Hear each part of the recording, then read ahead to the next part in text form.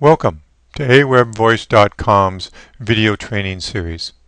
In this video, we will show you how to enter contacts one by one. But first, this is the screen that we will be adding contacts through. But I want to show you something that can be useful no matter where you are on AWebVoice.com.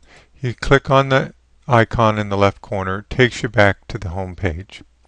And from here, we continue to keep you logged in, and you will notice that the login has switched to AWebVoice.com. So if you ever need to come back, look at another video, review what it is that you're working on, you can get back to the AWebVoice system by merely clicking on the AWebVoice link on the top of the page. It takes you back to the entry page.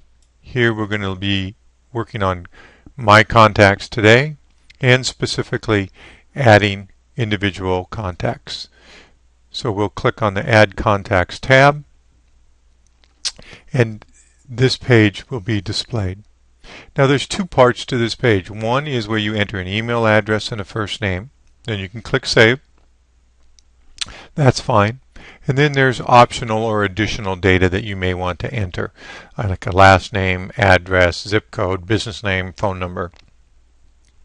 This information is not required, but feel free to add it if it helps you with information about your contacts.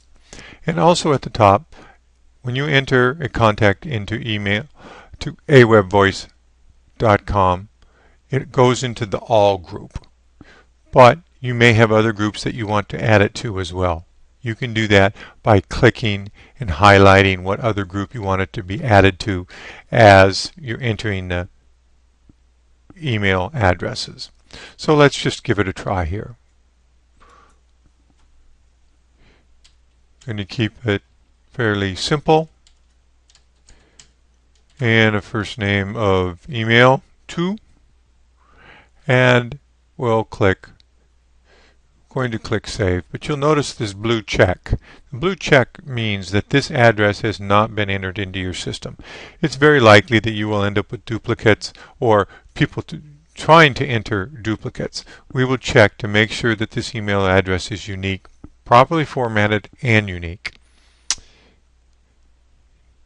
Now, this is also a properly formatted first name in that there's not a lot of special characters in it.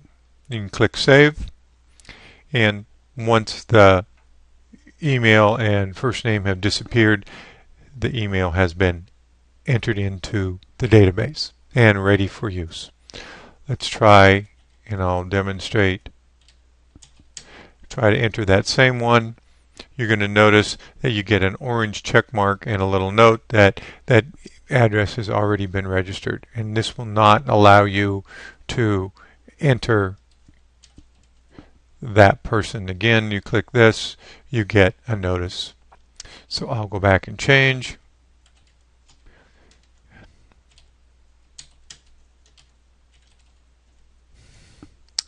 And let's go ahead and add a zip code for this person. And now that person has been entered as well.